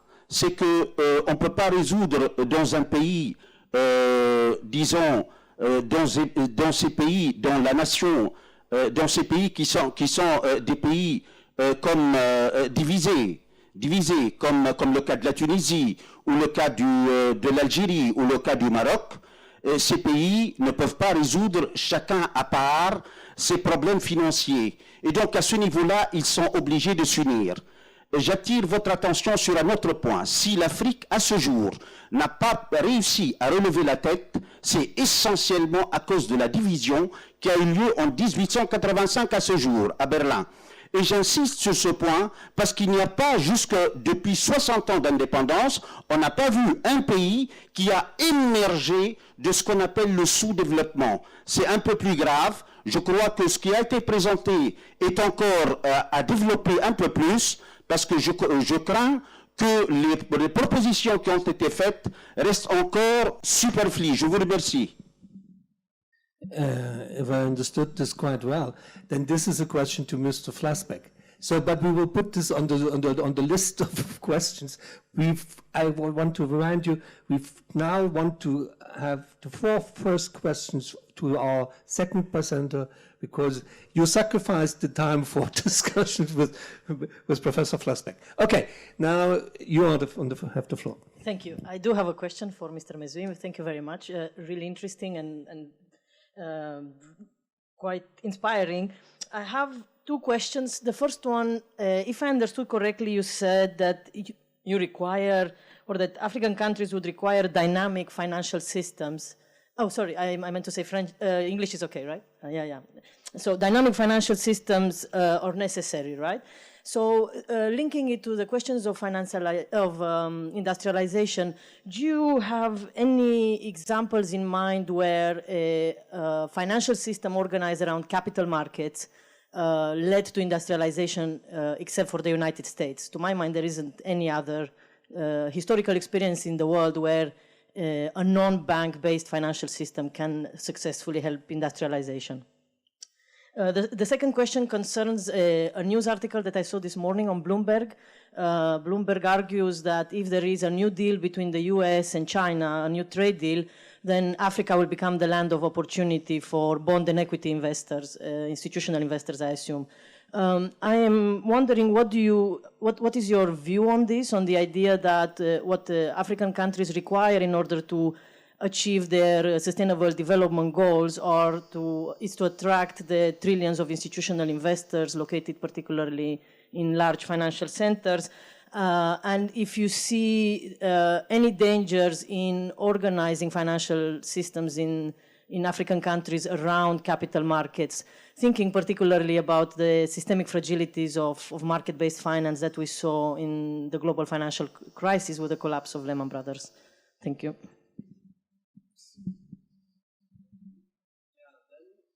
Already you have to drop one question, so you'll leave the mic here to the lady, and then the 2 gentlemen Merci pour vos interventions. Ma question, je vous ai posé pourquoi, parce que justement quand vous dites crédit domestique, c'est le taux de 30%, c'est quelque chose d'intéressant. Bien, le crédit, c'est un signe de bien-être pour l'économie quand il y a un taux un peu élevé pour le crédit domestique. Moi, je me pose la question, ça revient en contradiction avec l'épargne domestique. Normalement, c'est l'épargne qui crée de la richesse. En tout cas, je parle de la Tunisie, le crédit domestique, c'est pas pour l'investissement, c'est pour la consommation et consommer ce qui est surtout importé. Donc, je vous partage pas l'idée par rapport à ce que vous avez dit concernant le crédit domestique. J'ai bien apprécié le fait que vous avez dit que l'économie, c'est le comportement individuel de l'individu, la consommation, l'épargne, et vous avez dit la consommation, l'épargne, et la troisième chose, j'ai oublié. Ah, et le travail, exactement. Moi, je suis une Tunisienne, donc j'observe ma société. Justement, pour influencer l'économie, ça commence par l'individu. D'ailleurs, j'essaie de combiner entre votre intervention et celle de monsieur hier, il a parlé. Donc, je pense en Tunisie, je suis en train de réfléchir avec vous concernant mon pays, en fait. C'est pour cela que je suis en train de réfléchir à haute voix. L'essentiel. Une question? D'accord. J'ai oublié la question. Pas grave. Je peux revenir. Oh, merci. The gentleman over there and the gentleman in the back. Bonjour. Monsieur Riahi Youssef, je suis conseiller financier de la diaspora tunisienne installée en Allemagne. La question que je vais poser à monsieur, vous avez dit l'épargne domestique, c'est-à-dire c'est grâce à l'épargne qu'on peut faire le développement de notre pays. C'est un peu difficile. Je vous dirai pourquoi. Ça dépend. Je vais vous donner le paradoxe tunisien. Nous, les banques, on épargne beaucoup d'argent. Je vais vous donner quelques chiffres. 2017, 2018, les banques tunisiennes, les bénéfices à gagner, elle a progressé de 17 à 25%. Ils ont fait le premier record et le deuxième record. Mais le taux de croissance, elle est passé de 3%, 2%, et cette année, 1,2%. Ce n'est pas question d'épargne. C'est un autre problème. Ce sont des secteurs des rentiers. Avec des secteurs des rentiers, on ne peut pas développer le pays. Primo. Secondo, vous et nous sommes des Africains, on sait que les années 60 et 70, après l'indépendance, Bourguiba et Senghor et tout le monde, ils ont une philosophie, c'est de construire et de créer la classe moyenne. Et vous savez que la classe moyenne, c'est le colonne vertébrale et c'est la classe moyenne qui aide le développement par la consommation, etc., etc. Mais cette classe, partout en Afrique, elle est en train de s'appauvrir.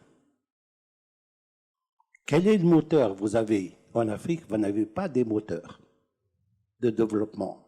Merci. Je termine avec la dernière question.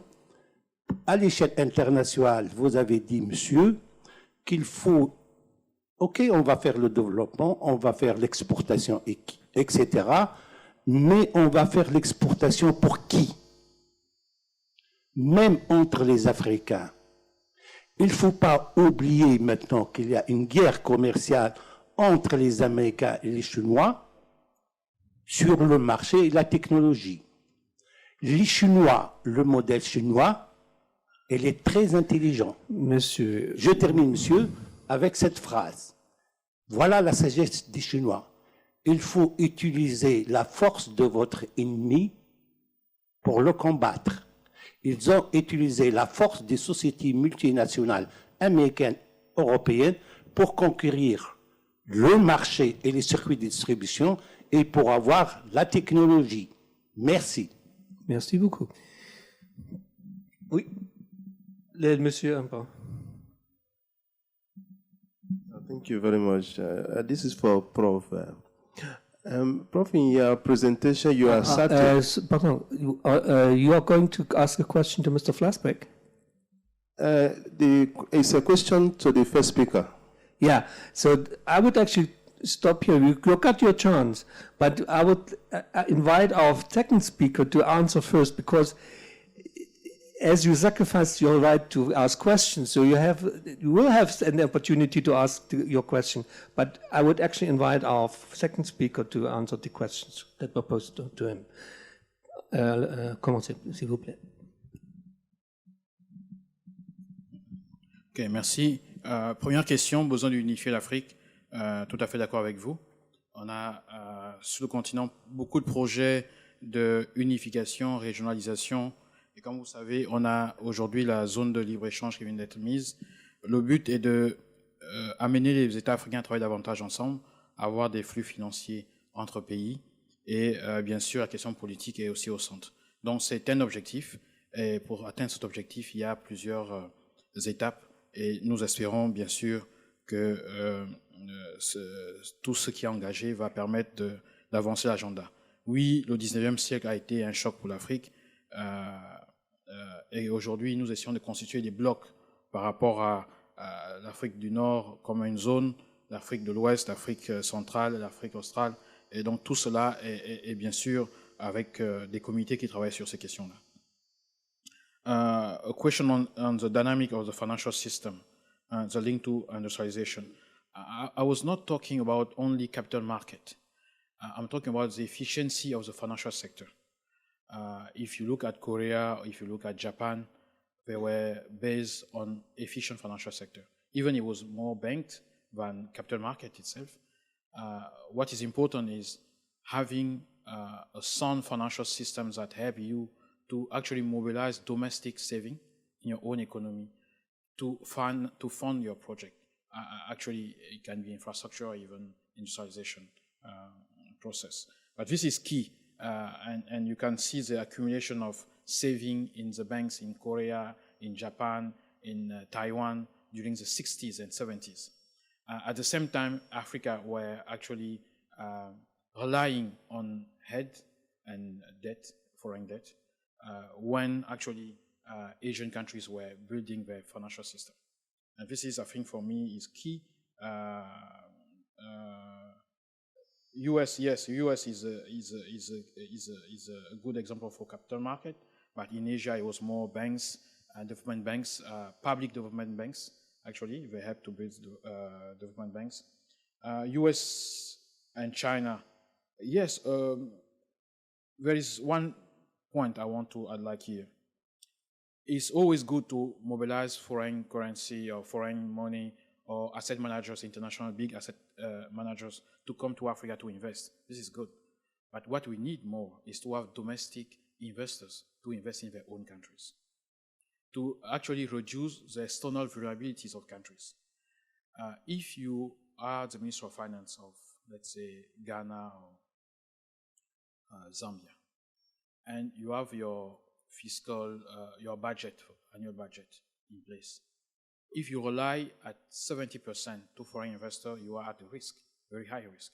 You need to have at least 70 to 80% of your funding coming from your domestic market. In many cases, people are talking about collecting more tax, talking about taxation, but it should not be taxation when in your market, 90% of your business is informal sector, because you are only increasing the tax on the same 10%, and this is too high for them. What you need is to have a sound policy to have more people in the formal sector, one thing, and also to mobilize more domestic saving. One thing I can tell you in Africa, look at the pension fund. The total asset on the pension fund, it's around $400 billion. Okay? But 3/4 of this amount are coming from South Africa. $320 billion.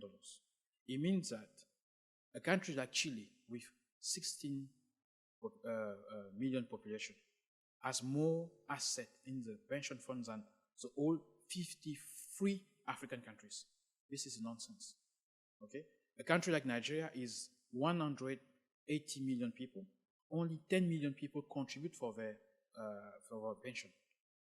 And this is not sustainable. If we put in place some measure to actually help to build the pension in Africa, we have long-term saving, and the long-term saving can be mobilized to fund long-term infrastructure and industrial project through the efficient financial system. I'm talking more about the financial system that has to be efficient. It's not about capital market or not capital market. It's really each country should clearly see what is important for the country. Look at the insurance sector. So penetration rate is 1% for the whole continent. We should try to have an agenda to have it at 3-4% to capture more saving. This is around $300 billion. This is, in terms of premium, around $70 billion. This is not enough. And this is where we have pocket of long-term money. Okay? In the banking penetration itself, 3 person over 10 have a bank account. It means that there is a lot to do here. And I think the mobile banking and all these fintech will help to tackle this issue. Crédit domestique au secteur privé. Oui, je suis d'accord avec vous. L'épargne, comme vous avez vu, c'est 2 choses, l'épargne et le crédit domestique. Mais attention, le crédit domestique, ça veut dire quoi? C'est un système financier efficace qui va mobiliser la ressource locale pour l'investir dans l'économie réelle. C'est ce que ça veut dire. Donc, il faut qu'il y ait de l'épargne qu'on mobilise pour mettre dans l'économie réelle. Vous pouvez avoir une économie, comme a dit monsieur qui est conseiller de la diaspora, s'il y a une épargne importante et qu'elle n'est pas mobilisée efficacement pour le secteur réel, bien sûr, vous aurez une grande épargne, les banques feront du profit sans toucher à l'économie réelle. Un cas intéressant, bon, malheureusement, je vais recommander mon book, mais il n'y a pas que celui-là, vous pouvez le voir dans l'histoire du Japon. Le Japon avait une politique ciblée sur certains secteurs. Qu'est-ce que la Tunisie veut devenir en termes de... Quels sont les champions que la Tunisie veut promouvoir?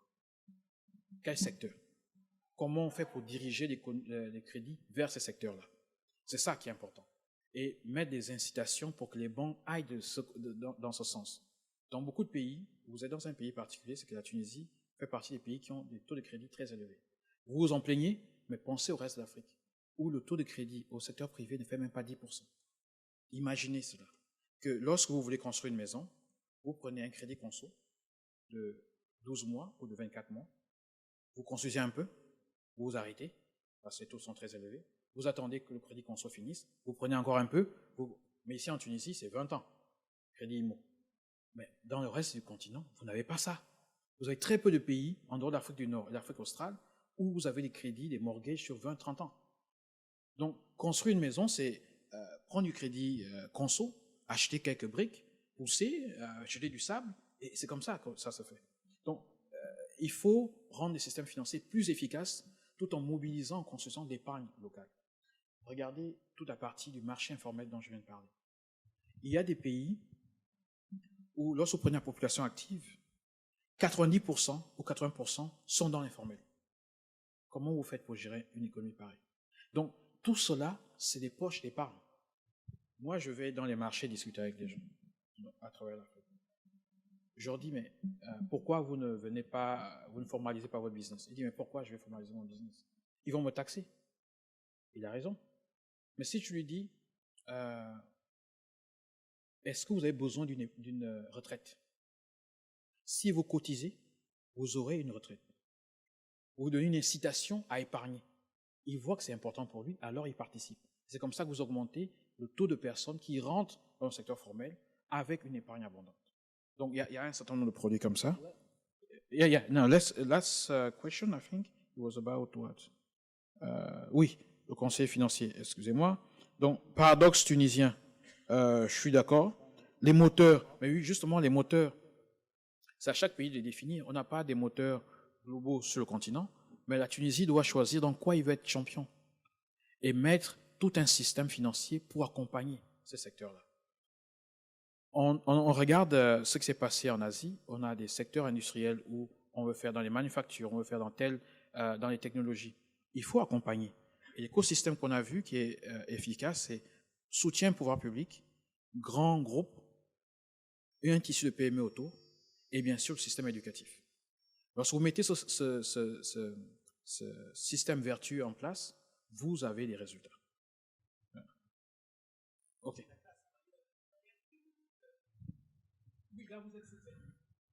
Yes, we will have a chance to give a final word. So all the things that you have not yet answered to, you will have a chance to do so. But we're continuing with the stopped, unfortunately.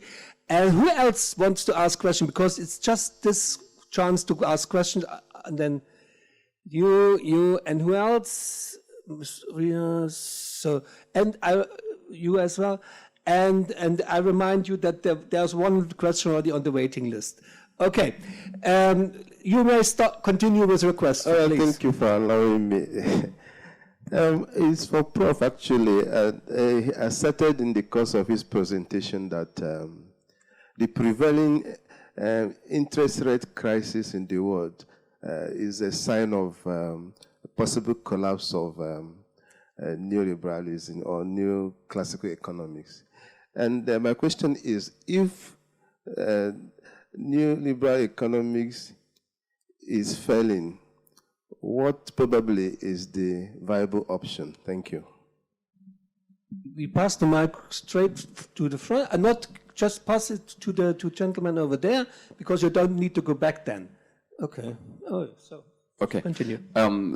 Thank you for excellent presentation. Two comments, very brief, not a question. One is just to make this public, the baby in the car seat metaphor that's from Warren Mosler. I didn't invent it. I just embellished it a little bit. The second comment, so yesterday, babies in car seats. Today, it's the chicken and the egg. And because I heard this comment so many times yesterday and today, I have to say this. The idea that savings finance investment is a fallacy. And I heard a lot of people falling into this trap. It's the other way around. It's investment that creates the income in the economy, of which some is saved at the end. So savings is the residual of the economic growth process. So as a result, banks are not constrained in terms of financing economic development. What banks are looking for are credit-worthy customers that will actually engage in productive investment, create income, and out of that income, some will be consumed for the middle class, and some will be saved. So if we're looking for the engine of economic growth, it's not savings, it's investment. And what we're looking for is productive investment, the real resources, the real economic activity. This is extremely important in macroeconomics. So if we're going to have a serious discussion about economic growth and prosperity and job creation, we're chasing the wrong thing. We're chasing savings, which is the result of economic growth, when we should be chasing the real productive capacity and the opportunities. And we can have 3 days worth of discussion about this. Thank you. Of course, that's the purpose of the conference. And the ladies over here, come again. Merci. Alors, c'est une question aux deux intervenants, et c'est à propos de la Chine, parce qu'il me semble que la Chine ne rentre pas dans les analyses que vous avez faites. Alors, pour le premier intervenant, le professeur Flassbeck, sur la question des salaires, parce que le développement chinois s'est fait avec des salaires très bas, et ils ont attendu quand même d'avoir atteint un certain niveau pour commencer à augmenter les salaires et développer la demande locale. Et pour le deuxième intervenant, c'est sur la question des IDE. Les Chinois ont quand même attiré les IDE, notamment avec leur zone économique spéciale, et maintenant ils sont en train après ils les ont fait dans l'autre sens. Mais moi, pour la Chine, je ne sais plus qui avait dit que la Chine n'aurait pas pu se développer s'il y avait eu l'OMC à l'époque, qui a créé contrairement à ce qu'on croit, l'OMC n'a pas libéralisé, mais a créé plus de barrières commerciales que de libéraliser. Est-ce qu'il n'y a pas aussi un effet surprise, c'est-à-dire que aller là où on ne nous attend pas, et que aller justement sur des stratégies de développement qui ne sont pas celles qui sont développées par les spécialistes du développement. Les Chinois, on ne s'attendait pas qu'un pays socialiste fasse ce qu'il a fait. Bon, il y a aussi la taille, bien sûr, de la Chine. On ne peut pas prendre ça comme modèle quand on est un petit pays. Mais voilà, ma question, elle est là. Est-ce qu'il n'y a pas aussi l'effet surprise, les opportunités historiques qui font qu'on va se développer à un moment où, justement, on n'est pas attendu dans le développement? Merci. The last question is with Ria Startup from South Africa. And then you are the very last one. Because we have to learn lesson from yesterday, so we have to be closing 10 past. To Professor Flassbeck and Dr. Mezui, look, we have this utopia of Africa or Pan-Africanism. We have the utopian of Pan-Europeanism. Could you comment on the rise of economic nationalism? Benin is closed off from Nigeria. Ghanaians are doing their thing. South Africans are kicking other Africans out. I mean, are we being too utopian in our approach to progress? That, you know, progress means regionalism. Yeah, too utopian would not be bad, but too idealistic is probably worse. So, the gentleman over here. Thank you for your talks. So actually I'm a student in macroeconomics and international finance. I want to ask you what kind of advice can you give for students who are bedwired by a neoliberal academic frame of work? Thank you. This was very brief, thank you. So now our panelists have the last chance to answer. This will take 5 minutes each, and then I'll tell you the coffee break will be rather short. You will be invited and requested to be on time in the hall again to attend the next session. So you have the floor. Okay, yeah, I start with the last question. That's very easy to answer. Yeah, do it. Just learn this stuff. But remain critical in your brain and read all the other unorthodox or heterodox literature that is around. That is a reasonable way. I was educated absolutely neoclassical. It's good to know what the others think. So just do it, even if it's painful sometimes. I admit. The second one would on China. China is a long story, and I do not have the time again. But the wages have been very low. There have been, according to productivity. Productivity is still very low in China and many other developing countries. So wages have to stay in contact with productivity, no doubt about it. The crucial question is that developing countries avoid inflationary bouts, inflationary periods. China and the Asian countries were extremely successful in that. Why? And this is very important. China has been raising wages under the massive influence of the government. The government has increased in the last 10 years massively the minimum wage, putting pressure on all the other wages to increase, so that wages in real terms have increased by 10% or more every year. Also, still in line with productivity. Productivity increase was very strong. Why? Because China had huge amounts of FDI. Absolutely clear that helps development, but the question is, are you able then, in the end, to adapt this technology? Are your people able to implement it by yourself? And are you able to decouple or disconnect at a certain point of time from this terrible, sometimes terrible foreign dependence? China seems to be on the right way, and increasing wages is an absolutely important instrument. And that is the way by which they have reduced their current account. Jan Kriegel mentioned it yesterday. They have increased the wages and had a real appreciation despite the fact that the exchange rate was stable. It was a very intelligent solution, a solution that my country has still not understood, unfortunately. So on savings, you have said already what is necessary. It is indeed not the activation of savings that is the solution, but because savings in the first round always mean a lack of demand. If you have a positive savings rate, you have at the same time a demand gap, a loss of demand. That has to be closed, as I've shown in my four curves.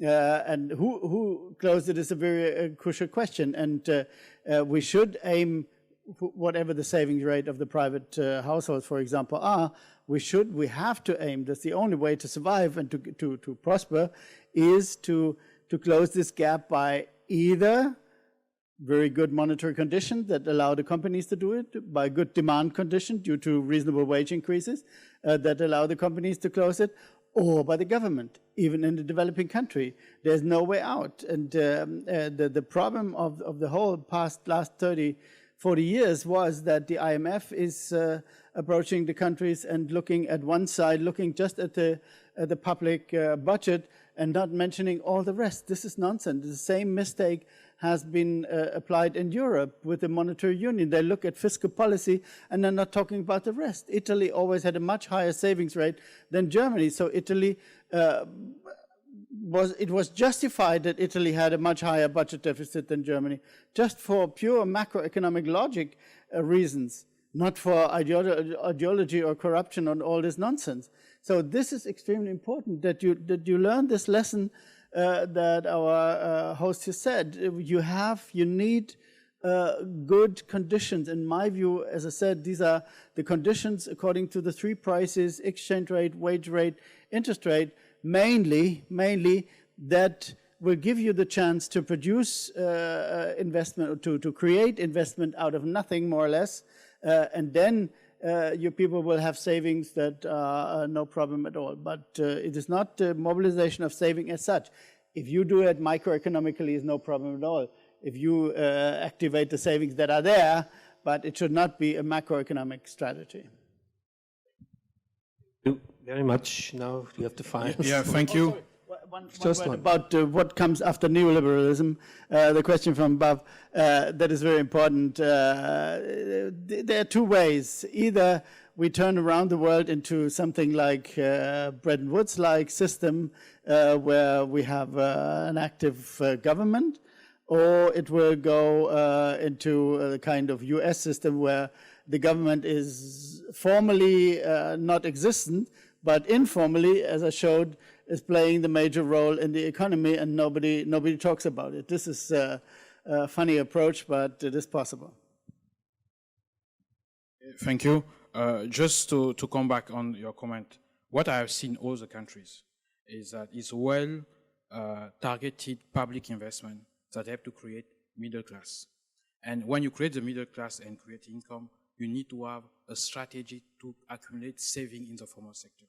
With an efficient financial system, this helps now to just maintain the whole system. This is what I'm trying to explain. This is why I started with industrialization and end with domestic versus mobilization. I'm not saying that, no, you should start by just looking at the saving. This is the thing. La Chine, vous avez une question sur la Chine. Opportunité. Il faut rappeler que la Chine était la première puissance économique dans le monde jusqu'en 1830 à peu près. Donc la Chine, c'est un retour. Donc ils sont habitués à être leaders. Et la Chine, telle qu'elle se voit, c'est un grand empire. Donc déjà, c'est difficile de comparer la Chine à chacun de nos pays. C'est 1,4 milliard d'habitants, c'est quelque chose de costaud. Les idées ont aidé, mais ce n'est pas vraiment ça. La Chine a utilisé exactement la méthode Alexander Hamilton aux États-Unis. La même méthode que les Japonais et tous les autres. Donc ce que j'essaie de montrer dans mon livre, c'est que tous suivent à peu près les mêmes méthodes, avec des plans bien suivis, un investissement public massif, et ensuite, bien sûr, des secteurs industriels ciblés et une protection de certaines industries, et bien sûr, un système financier efficace avec une épargne locale. The rise of African nationalism, yes, you are right. This is where actually, as leaders in many countries and politicians, they must actually find a way to deal with unemployment and pressure at domestic level. Sometimes, just like in Europe, to find a solution because it's easy to say, oh, because there are too many people from Nigeria in the country, there are too many people from Zimbabwe.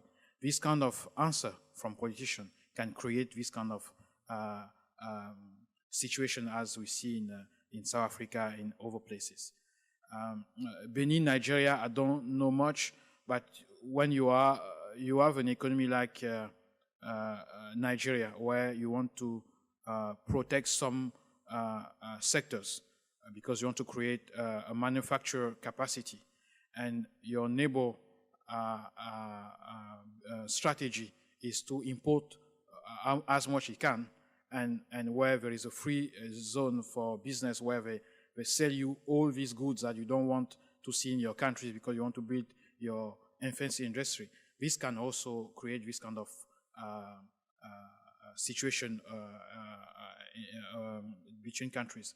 But I think it's more how leaders deal with unemployment and social pressure in the countries. The solution is to find the right way to change the mindset, how we approach the political economy, to support and to create more opportunities in our countries. Thank you so much.